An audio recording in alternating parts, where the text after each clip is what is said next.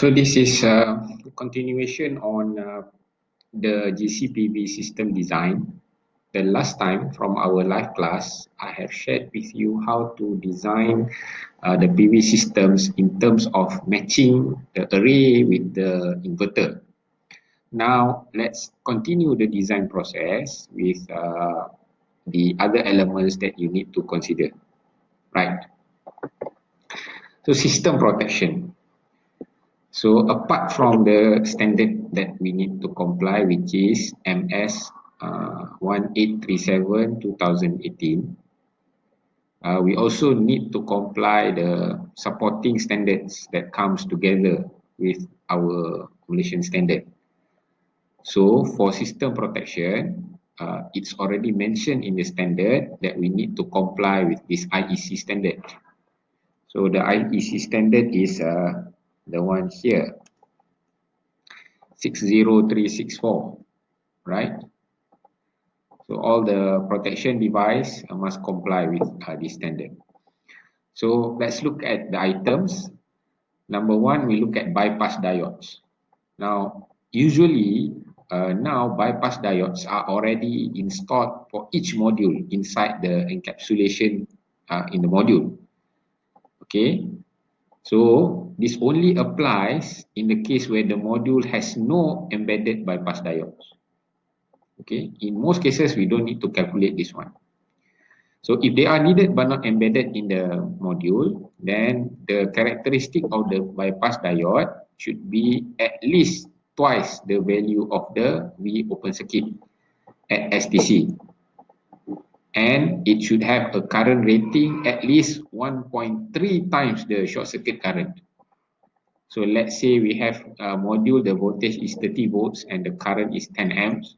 So the rating of the bypass diode should be at least if 30 volts then 60 volts, and if 10 amps then at least 13 amps. Okay, so apart from that, these are just standard notation or standard information. It must be installed according to module manufacturer's specification. So ensure that no live parts are exposed and be protected from degradation. Okay, next we look at the overcurrent protection. So fuses or MCB. Okay, so we already learned, or we should already know from the principle of protection, that we should exercise discrimination. So in the event of a fault, lower level protection should trip first. So usually, number one, lower level protection, if we have a fuse rated 5 amp and MCB rated 16 amps, for example, by right, the fuse should trip first, because the lower level current will be triggered first, right? And also another principle of protection is if the protection device has equal rating, okay, the one closest to the fault will trip first. Okay, that's the principle of discrimination. So for PV strings, the DC voltage and current rating for overcurrent protection devices must follow manufacturer's specification. If it's not specified, then we follow this rating here. So the tripping current should be between 1.5 to 2 times the short circuit current of the module under STC, and the DC voltage rating should be at least 1.2 times the open circuit voltage of the array. Note that it's not the module now, it's the array. So if we have 20 modules connected in series, then the DC voltage rating should be 1.2 times the total module or total voltage connected in series. Okay, so for this connecting means, suitably DC rated circuit breakers should be installed. There's some missing words here. Right. In terms of earthing, okay, we need to comply with the standard 60364 to ensure that the earthing protocol is fulfilled. And for lightning protection, we must fulfill another standard, which is IEC 62305. So in protection, you learn about the rolling sphere method and so on. So these are applied here when you want to install lightning protection system for your PV array. Okay, so if a lightning protection system is already available at the installation location, it must be verified that the PV array and associated equipment are within the protection zone. So if not, additional air termination must be provided. Okay, so and this is just for example, if we want to install a PV module on top of our roof building, so usually there are already lightning arresters there. Okay, so we must ensure that our PV array is inside the protection area of the lightning arrestor. Otherwise, we need to install either more lightning arrestor or we need to install taller lightning arresters so that our PV module is covered. That is what is meant by this statement. And the other part is when a PV array is protected by a lightning protection system, the metal structure of the array shall be bonded to it unless the minimum safety clearances can be achieved. So this means that we must be earthing from our metal structure, PV metal structure, must be connected to the existing earthing system, so that when there is lightning, then the current will travel similarly to ground and there is no induced voltage generated inside the array system. Okay, so this is already explained earlier from the previous part. We want to protect from overvoltage or induced overvoltage due to lightning. So we need to install the cables close to each other. The positive and negative cables, we should install it as close to each other as possible. Okay, and then we must install the surge protective device, SPD, to ensure that if the overvoltage still travels inside the cable, it will be cut off by the SPD before it reaches the inverter, so that the inverter is protected and not damaged. Right, and shielding is also another factor. Shielding is when we protect from the voltage to be propagated inside the cable. Okay, so equipotential is simply a technical word that said equal potential or equal voltage. When there is equipotential, when the voltage is the same throughout the system, there's no voltage difference, so current cannot flow. So that's the idea behind doing the bonding. Okay, now we move on to cable sizing. So for cable sizing, the standard that is mentioned in MS 1837 2018 is that for PV cables, okay, for DC cables, meaning the diameter of the cable shall not be less than 2.5 millimeter squared. Okay, even when we calculate, we only need like 1.5. The standard requires you to use at least 2.5. Okay, for earthing conductors, regardless, it should not be less than 10 millimeter squared. Okay, so because we are a country that is prone to lightning strikes, Malaysia is one of the top 3, I think, in terms of lightning strikes throughout the world. The total lightning strikes in a country in a year, I think Malaysia is number 3, if I'm not mistaken. Okay, so for earthing conductors, it stated that the diameter shall not be less than 10 millimeter squared. Okay, but actually, if depending on the systems, sometimes you need to use larger than 2.5, right? And to determine whether we need that, we must consider these two elements: the minimum current carrying capacity (CCC) and the maximum voltage drop requirement. Right. So the minimum current carrying capacity, there are two factors here. So let's look at the first factor. The minimum current carrying capacity will rely on a current rating according to the following table. Okay, so we have the string cable must be at least 2 times the short circuit current of the module. And for sub-array and array cable, it's 1.3 times. Okay, so string cable is the cable connecting between the module, and the sub-array is the cable connecting between each line. okay, for each string, parallel string. So we know that when current increase, the temperature also increase. So it's noted that the minimum temperature rise of ambient temperature plus 40 degrees should be considered for cables installed near or in contact with PV modules. Okay, so we should consider temperature rise of around 40% on top of the ambient temperature when it is in contact or near PV modules.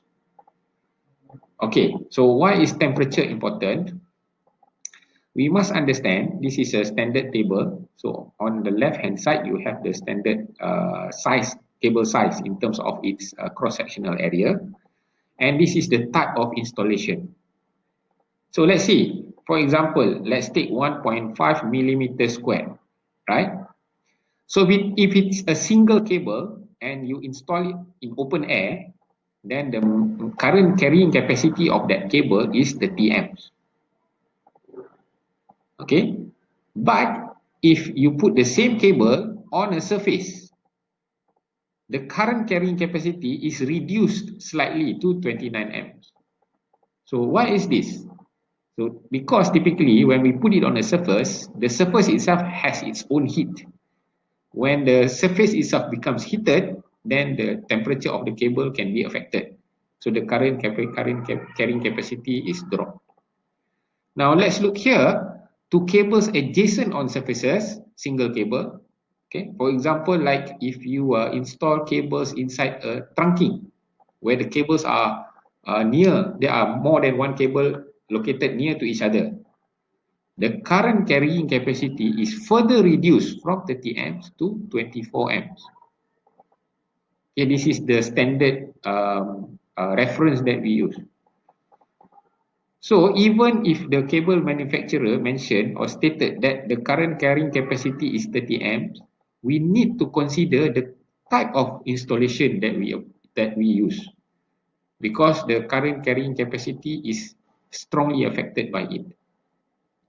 So you see the pattern is similar throughout all types of cross section, all types of cable sizes.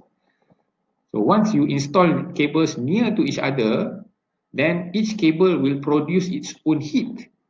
So that heat will affect the adjacent cables and hence affect its current carrying capacity.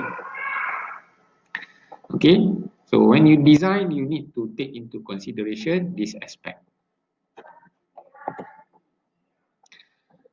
Okay, now cable sizing. The standard requires that the voltage drop from the PV array to the inverter must not be more than 30%. So, 3%. So it should be less than 3%. And to determine the cable size, the following formula is used. Okay, let me explain a bit about the formula. So ADC cable is the cross-sectional area of the cable. So LDC cable is the cable length in meters.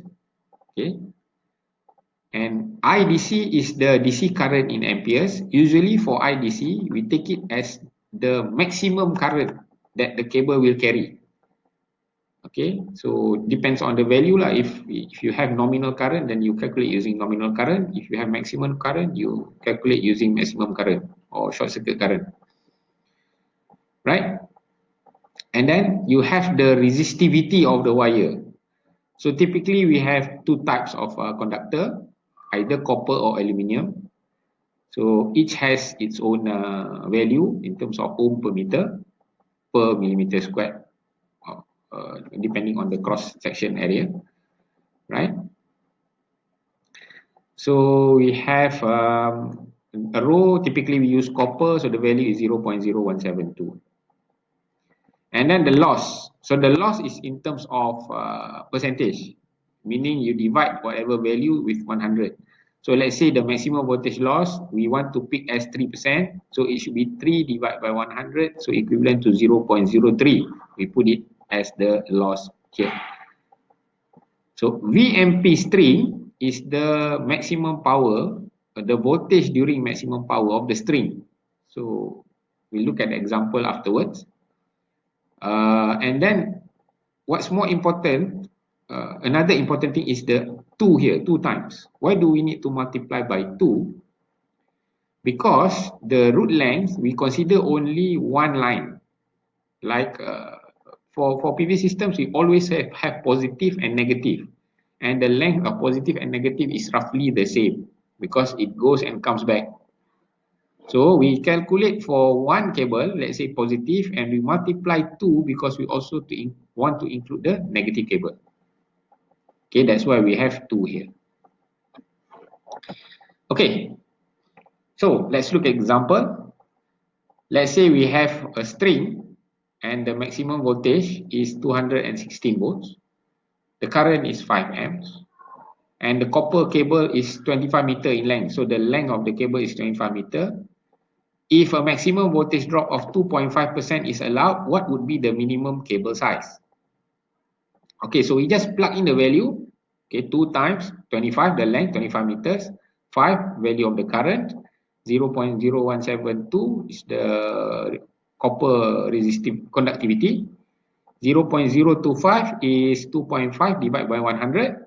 And 216 is the voltage here. So when we calculate, we get 0.796 millimeter squared.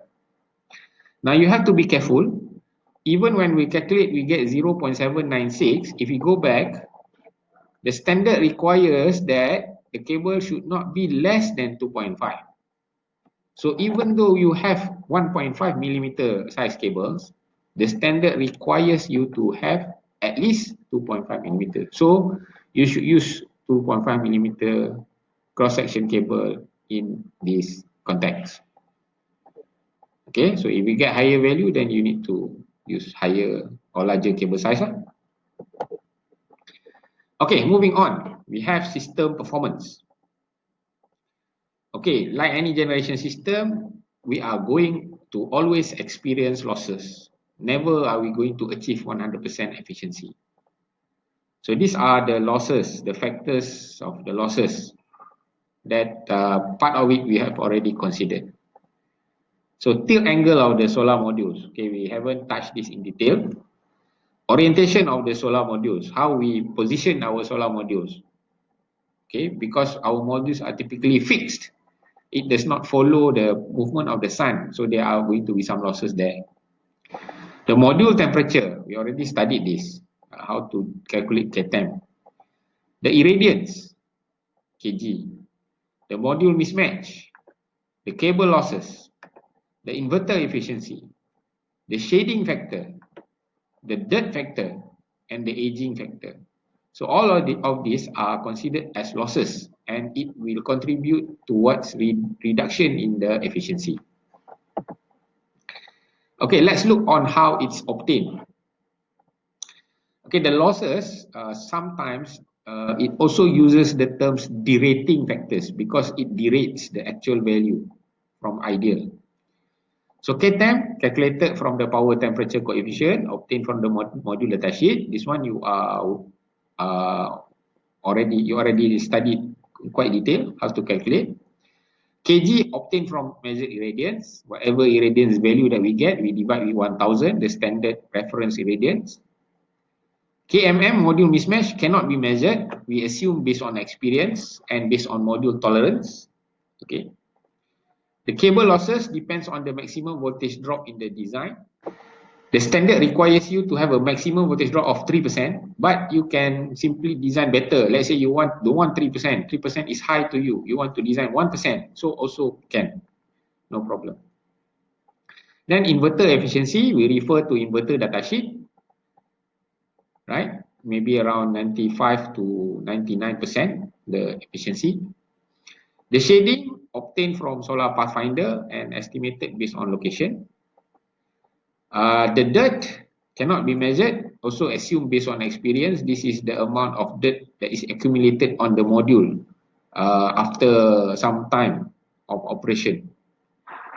Okay, so it cannot be measured directly. We can only estimate. And another aspect is aging. So we refer to module datasheet. If not available, we assume power drops to 1% per year. Even now, the latest finding, they say 1% is quite high. we can assume it's about 0.5% or 0.5% per year. Alright, so now we want to calculate system performance. When designing a DC-PV system, you must provide a reasonable estimate of the energy yield that can be obtained from the system. Okay, so this would determine the economic feasibility of the system and its return of investment period. So we need to know how much energy we can generate, so that we know that once we invest in the system, how fast can we get our money back. That's the whole point of investment. So the main factors for energy yield is the same as energy output, is PV array, amount of irradiation it receives, and system efficiency. So this is the equation for us to calculate the energy yield. So we have the rated power times the total irradiation and then times the losses. Okay, solar irradiation data can be obtained from a number of sources. Okay, either SEDA Solar Irradiation Data Handbook for Malaysia, and we have softwares like Meteonom, we have a NASA website, and we have PV sizing programs such as PVSafe and Solar Pro. Depending on the context, all this we can obtain the solar irradiation data. This is example of solar irradiation data for Melaka that is obtained using the software Meteonom. So a number of variables, parameters available here. We want to focus on this one, HDH. If you look at the definition, it's the mean irradiance of global radiation horizontal. So we want to know this value. So it estimates the monthly average and the total throughout the year. Okay, we want to see what it means after this. So the first column from the table just now shows the monthly irradiation for Melaka. The annual irradiation is 1660. 1660. So this value can be called as the annual peak sun hour. Why can we call it as the peak sun hour? So we have 1660 kilowatt hour per meter squared per year. We can isolate the hour here, take it outside, and it's equivalent to 1660 hours of 1 kilowatt per meter squared per year. Okay, it's equivalent, because if we multiply this with 1, we get back this value here. So we get the peak sun hour as 1660 hours. Right. So based on this value, we divide by 365 to get the daily average. So the daily average is given as 4.55 kilowatt hour per meter squared per day, or we take the hour out, it's equivalent to 4.55 hours of 1 kilowatt per meter squared per day. So if you look at the figure, it basically means that for one day, you have from sunrise, it rises, then exponentially until it reaches peak. This one during solar noon. Then it goes down until it reaches sunset. So this is the area for one day. Now we can make it more simple by converting this shape into a rectangle, and we set the maximum as 1000 watt per meter squared or 1 kilowatt per meter squared. Now the duration throughout the day, let's say the sunrise start from 7 a.m., sunset around 7 p.m. So we have around 12 hours. But it's not equivalent, right? We have a shape here. But that 12 hour of sunshine is equivalent to 4.55 hours of 1000 watt per meter squared per day. Okay, so the 12-hour sunshine from sunrise to sunset is equivalent to 4.55 hours of 1000 watt per meter squared. So actually this area is the same size, but now our calculation becomes more simpler when we consider in terms of peak sun hour. So that's why peak sun hour is also known as the effective sun hour. The amount of sun that it can actually utilize to generate electricity. So the higher the value here, the better. right? Okay, so for system performance, we have two metrics that we use typically. One is called specific yield and one is called performance ratio. So specific yield is used to compare the performance of PV systems for different technologies and or different areas. While performance ratio is used to assess the installation quality. Okay, we'll go into performance ratio a bit more detail in the next slide. So let's look at the equation. For specific yield, it's the system annual average energy yield kilowatt hour divided by system installed capacity kilowatt peak. So the unit is kilowatt hour per kilowatt peak. The higher the value, the better, right? That means you can generate more for the same installed capacity. So this is used to compare the performance of PV systems with different technologies. So we want to know which one is more ideal, right? That's part of why we use specific yield. And we may not only use for annual, we can also use the specific yield for daily or for weekly or for monthly. We just need to change the unit accordingly. And for performance ratio, the equation is given as the system's annual average energy yield, means the output, divided by the theoretical maximum energy yield. So we have kilowatt hour and kilowatt hour, so it cancels out. Performance ratio is actually dimensionless.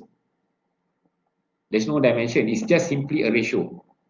So it's a good indicator because there's no unit, it's a good indicator of a performance that does not depend on some parameters.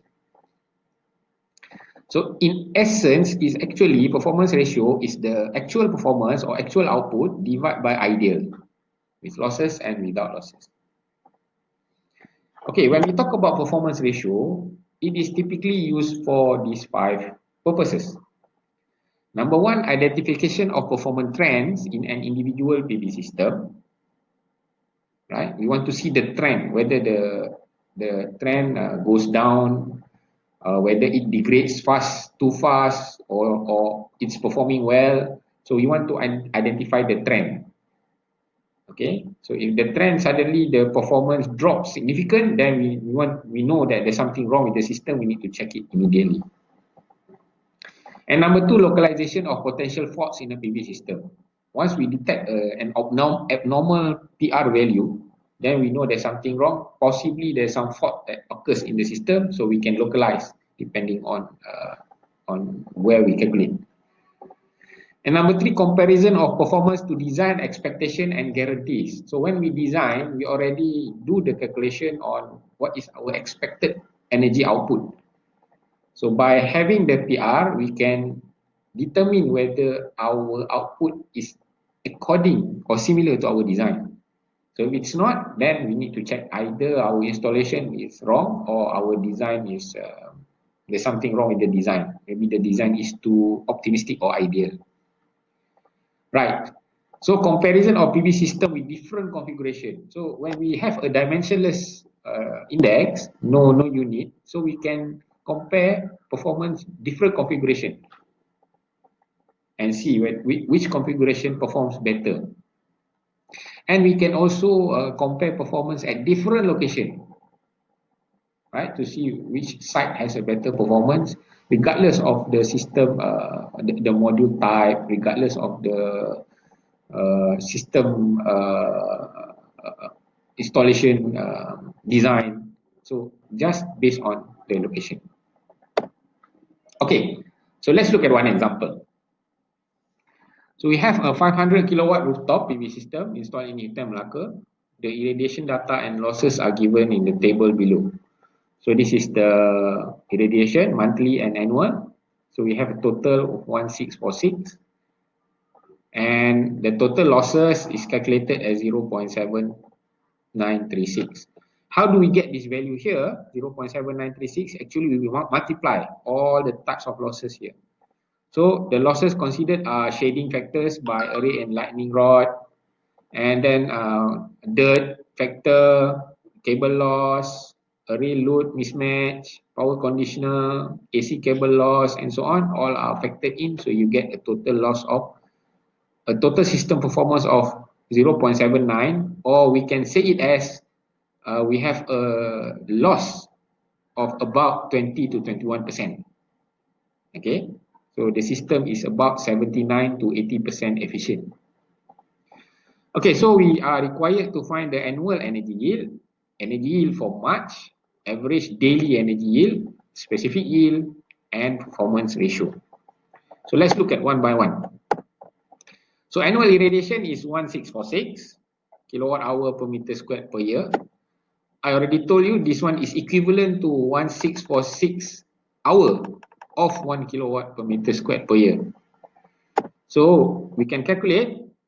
Remember, for energy yield is the rated value 500 kilowatt times irradiation 1646 times losses or times performance ratio, right? So actually not losses, actually is the performance including the losses. So we have 0.7936. So the total we get is 653,383 kilowatt hour. This is the total energy generated in 1 year. Okay, for March, it's the same equation, except that now we only take the value for March. So for March, if we go back, the value is given as 154, 1094. So we simply put that in the equation. We get 61,144. For average daily energy yield, we simply divide the value we obtain here by 365. So we get 1.79 kilowatt hour per day. That is the daily average of the output. Right. The specific yield is the total energy generated in 1 year, kilowatt hour, divided by the system capacity, kilowatt peak. 500 kilowatt here is the installed capacity, so we can say it as 500 kilowatt peak. So we divide these two, we get 1,307. This is the specific yield. Now, for Malaysia, an annual specific yield between 1,200 to 1,400 is acceptable. The higher the better. So 1,300 is good, considered good. If you can approach close to 1,400, that would be better. But if your system performance is below 1,200, then we consider that the system is underperforming. So you need to do something to improve the specific yield. And finally, the performance ratio. So the performance ratio, we divide the actual annual energy yield with the ideal energy yield. So actual is 653,383 and the ideal is 500 kilowatt times the total peak sun hour without the losses. So this is actually, if we look carefully, 0.7936 is actually the same value as this item here, 0.7936. Okay, typically in design, this one, most of this is only estimated, right? So that's why we get this value. In actual, for site analysis, when we calculate this one, we are going to measure the actual value together with the ideal, and there usually will be some difference. But in a design process, because the system is not operating yet, we don't have the actual values, you are going to get this value here is actually the values that include the losses. Okay, so in Malaysia, typically the losses is considered around 20 to 25%. So if you get a performance ratio of 0.75 above, that is considered okay. But let's say when you calculate, you suddenly get very good performance ratio, like 0.9 or 0.95. That is also suspicious because losses of around 5% or 10% in Malaysia is not logic. It's not logic because our temperature is high. If you are located in European countries where the temperature is much lower, then it's okay. We can expect that. But in Malaysia, because our ambient temperature is around 30 degrees, So our module temperature is always high. That's why our losses is around 20 to 25%. Okay, so that is the end of this lecture session for TCPB design. So next, in the next video, you look into economic consideration.